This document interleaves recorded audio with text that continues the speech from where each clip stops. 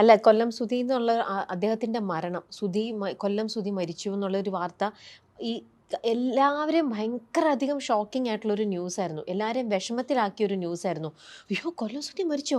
എല്ലാവരും വിഷമത്തോടെയായിരുന്നു ആ ഒരു കാരണം അദ്ദേഹത്തിന് ഈ പറഞ്ഞ പോലെ പബ്ലിക്കിലുണ്ടായിരുന്ന റീച്ചും പബ്ലിക്കിൽ അദ്ദേഹത്തിനുണ്ടായിരുന്ന ഒരു ഇഷ്ടവും, അതുകൊണ്ട് എല്ലാവർക്കും അതൊരു വലിയൊരു നഷ്ടം തന്നെയായിട്ട് എല്ലാവരും പറയുന്നുണ്ടായിരുന്നു ആ സമയത്ത്.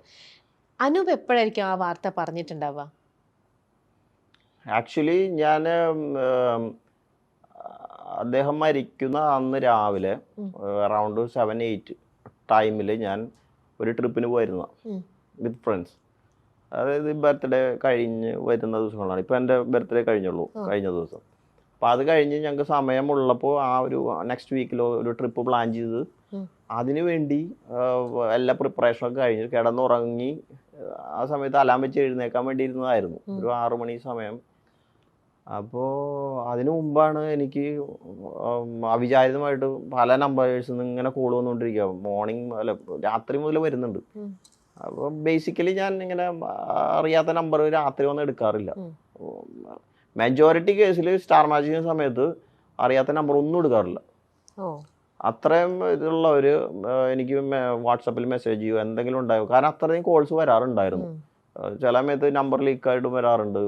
അപ്പോൾ ചിലപ്പോൾ ഓഫീസിലൊക്കെ കണക്ട് ചെയ്ത് വരുന്നത്, ചിലപ്പോൾ UAE എന്നൊക്കെ വിളിക്കുന്ന ആൾക്കാരാണ്. പക്ഷെ ഞാൻ എടുക്കാറില്ല. അത്രയും വേണ്ട ആൾക്കാരൊക്കെ മെസ്സേജ് അയക്കും.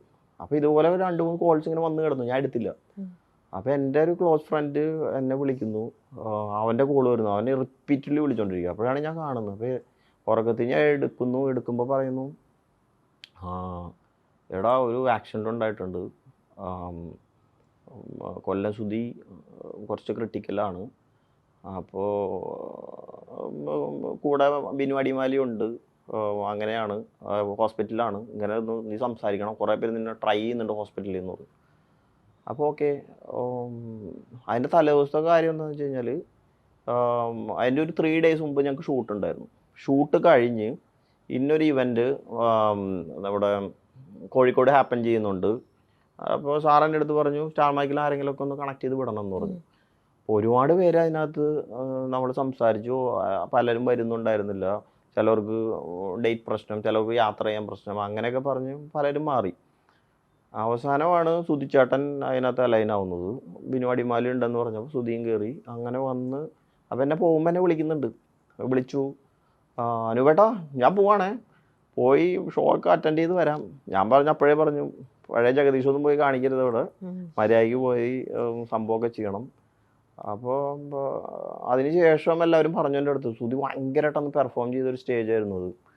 ഭയങ്കര കയ്യടിയായിരുന്നു. പുള്ളി സിംഗിളായിട്ടൊന്ന് പെർഫോം ചെയ്ത് ഒരുപാട് അവിടെ കയ്യടി വാങ്ങി എന്നൊക്കെ പറഞ്ഞു. അപ്പോൾ അതെല്ലാം ഇത് കഴിഞ്ഞിട്ടാണ് ഞാൻ അറിയുന്നത്. അപ്പോൾ ഞാൻ പറഞ്ഞു ഓക്കെ. അപ്പോൾ അവിടെ പോകുന്നു. രാത്രി എനിക്ക് ഇപ്പോഴും ആ മെസ്സേജ് ഇപ്പോൾ കിടപ്പുണ്ട് എനിക്ക്. അവിടെ എല്ലാവരും കൂടെ നിന്ന് ഫോട്ടോ എടുത്തിട്ട് എനിക്ക് അയക്കുന്നത്, അവിടെ നിന്ന് യാത്ര ചെയ്യുന്നതിന് മുമ്പ്. അപ്പോൾ അടിമാലിയും ബാക്കിയെല്ലാം കുറച്ച് ആർട്ടിസ്റ്റൊക്കെ ആയിട്ട് എനിക്ക് ഫോട്ടോ ഇട്ടിട്ടുണ്ട്. ആ ഫോട്ടോ ഞാൻ കണ്ട് രാത്രി അതിൻ്റെ എന്തോ പറഞ്ഞു വെച്ചു. അതിനുശേഷമാണ് ഞാൻ ഈ ഇൻസിഡൻറ്റിനെ പറ്റി അറിയുന്നത്. അപ്പം ഞാൻ ആദ്യം കേട്ടപ്പോൾ കുഴപ്പമില്ല, ഉറക്കത്തിൽ നിന്ന് എണീറ്റ് വരികയാണ്. അപ്പോൾ കുഴപ്പമൊന്നും ഉണ്ടാവില്ല, ഓക്കെ ആയിരിക്കും. അപ്പം നമ്മളങ്ങനെ ആശ്വസിക്കാനാണ് ശ്രമിക്കുന്നത്. അപ്പം നമ്മൾ അങ്ങനെ അത്രയും ക്രിട്ടിക്കൽ ചിന്തിക്കുന്നില്ല. അപ്പോൾ അവിടെ നിന്ന് തന്നെ വിളിക്കുന്നു, ഹോസ്പിറ്റലിലാണ്, വെന്റിലേറ്ററിലേക്ക് കയറ്റി, എന്തൊക്കെയോ പ്രശ്നങ്ങളുണ്ട്, പുറത്ത് ഞാൻ കണ്ടു സംസാരിച്ചു എന്ന് പറഞ്ഞു. അപ്പോൾ എനിക്ക് കുറച്ച് ആശ്വാസമായി. കണ്ട് സംസാരിച്ച ആളല്ലേ, പിന്നെ അങ്ങനെ കുഴപ്പമൊന്നും ഉണ്ടാവില്ല. അതിന് 10 മിനിറ്റ് കഴിഞ്ഞപ്പോഴും ചേട്ടൻ പോയി എന്നൊക്കെ പറഞ്ഞു. ഞാൻ പെട്ടെന്ന് എനിക്ക് എന്താണെന്നൊന്നും മനസ്സിലായില്ല. പകുതി ഉറക്കത്തിൻ്റെ മൂടും എല്ലാം കൊണ്ടും ഒരു മരവിപ്പായിരുന്നു. ശരി, കുറേ നേരം ഒരു മരവിപ്പായിരുന്നു. അപ്പം ഞാനതിങ്ങനെ ഇരുന്ന് ആലോചിച്ചു, എന്ത് ചെയ്യാം, ഒന്നും പിടികിട്ടുന്നില്ല. അപ്പം ഞാൻ പെട്ടെന്ന് ആരെങ്കിലും വിളിക്കണമല്ലോ എന്നൊക്കെ വിചാരിച്ചു. സമയം ഇങ്ങനെ വെളുത്തുകൊണ്ടിരിക്കുന്നേ ഉള്ളൂ, ആരെ വിളിക്കും പെട്ടെന്ന് എന്നൊക്കെ വിചാരിച്ചു. അങ്ങനെയാണ് ഞാൻ നമ്മുടെ ഇവിടെ ഏതെങ്കിലും ആർട്ടിസ്റ്റോ നമ്മുടെ കൂടെയുള്ള ആൾക്കാരോ, അപ്പോൾ നമ്മുടെ കൂടെയുള്ള മിക്കവാറും ആൾക്കാർ പലരും കൊച്ചിയിലില്ല, ക്രൂ. അപ്പോൾ ഓഫീസിൽ വിളിക്കാമെന്ന് വെച്ച് കഴിഞ്ഞാൽ സാറിനെ എങ്ങനെ വിളിക്കുന്ന, ഈ വെളുപ്പകാലത്ത് എങ്ങനെ വിളിക്കുന്നൊക്കെ പറഞ്ഞ് അവസാനം ഞാൻ ബിനീഷിനെ വിളിക്കണം. ബിനീഷ് ബാസ്റ്റിൻ ഫോർട്ട് കൊച്ചിയിലുണ്ടായിരുന്നു. ഇവിടെ ഏറ്റവും ക്ലോസ്ലി അടുത്ത് ആക്സസിബിൾ ബിനീഷ്. അപ്പോൾ ഞാൻ ബിനീഷിൻ്റെ അടുത്ത് പറഞ്ഞു, ബിനീഷ് ഇങ്ങനെ സംഭവം ഉണ്ട്, നമുക്കൊന്ന് അവിടം വരെ പോയാലോ എന്ന് പറഞ്ഞു. അപ്പോൾ തന്നെ ഞാൻ ബിനീഷ് വരാമെന്ന് പറഞ്ഞു.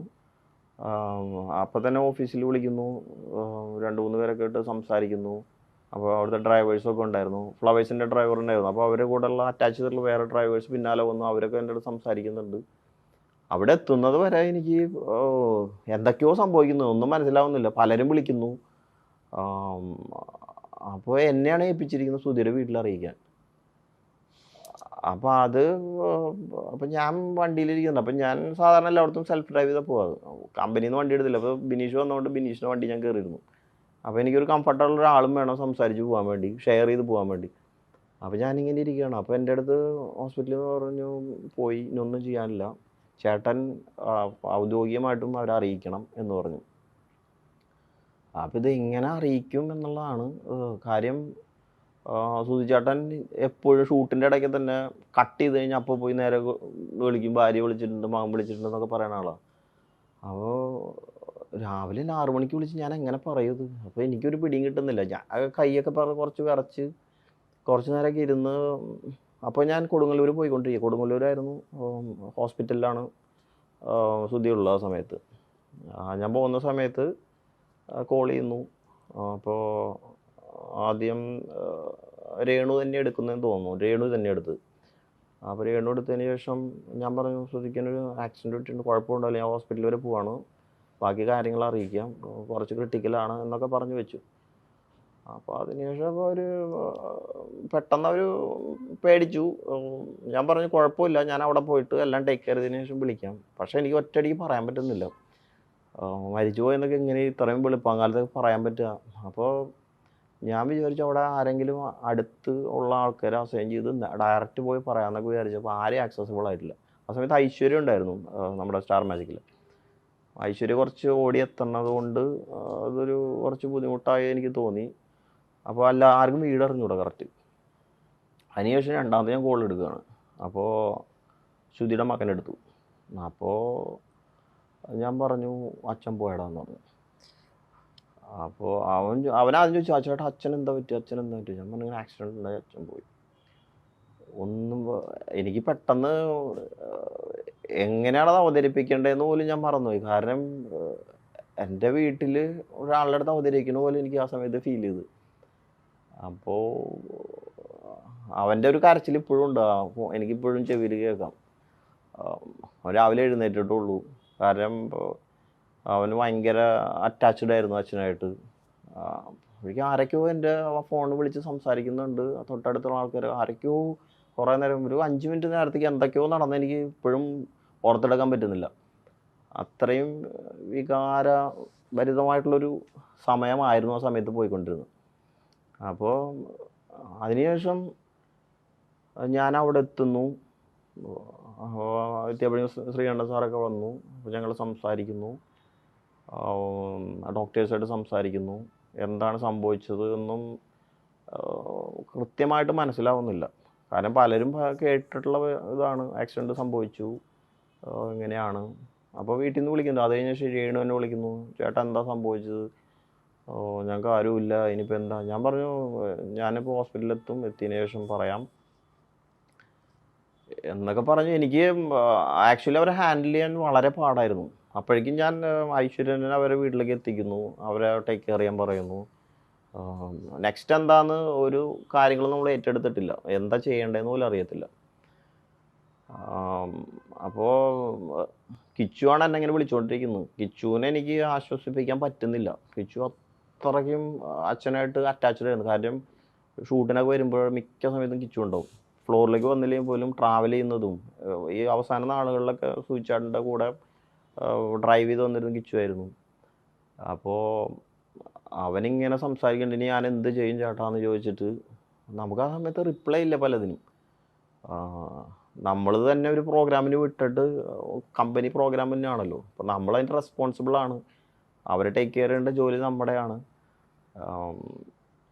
അതിലൂടെ പോകുമ്പോഴാണ് നമുക്ക് മനസ്സിലാവത്തുള്ളൂ എത്ര ഡീപ്പാണത്. എനിക്കത് ഇപ്പോഴും മനസ്സിൽ കിടക്കുന്ന ഒരു ഇൻസിഡൻ്റ്. അതുകൊണ്ടാണ് എനിക്ക് ഒരുപാട് ഓർത്തെടുക്കാതെ തന്നെ പറയാൻ പറ്റുന്നത്. പിന്നെ ഞങ്ങൾ അവിടെ കയറി കാണുന്നു, അപ്പോഴേക്കും കുറച്ച് ആൾക്കാരൊക്കെ വന്നു. ഓ, എല്ലാം അതിൻ്റെതായ പെട്ടെന്ന് കാര്യങ്ങളൊക്കെ നടക്കുന്നുണ്ടായിരുന്നു. ഒരുപാട് പേര് വരുന്നു, കാണുന്നു.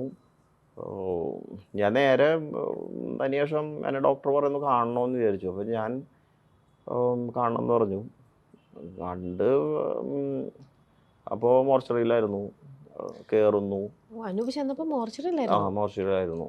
അപ്പോൾ അങ്ങോട്ട് മാറ്റിയിരുന്നു. അതൊക്കെ പെട്ടെന്നായിരുന്നു. അപ്പോൾ ഇല്ല, നമ്മളത് 2 ദിവസം മുമ്പ് കണ്ട അതേപോലെ തന്നെ ഒരാൾ കിടക്കുന്നു. എനിക്ക് ആക്ച്വലി അത് കൺട്രോൾ ചെയ്യാൻ പറ്റുന്നുണ്ടായിരുന്നില്ല. വിനീഷാണ് എന്നെ പിന്നെ ചേർത്ത് പിടിച്ച് പുറത്ത് കൊണ്ടുപോയത്. ഇപ്പോഴും ആ സിറ്റുവേഷൻ എൻ്റെ മനസ്സിലുണ്ട്, കണ്ണിലുണ്ട് ഇപ്പോഴും.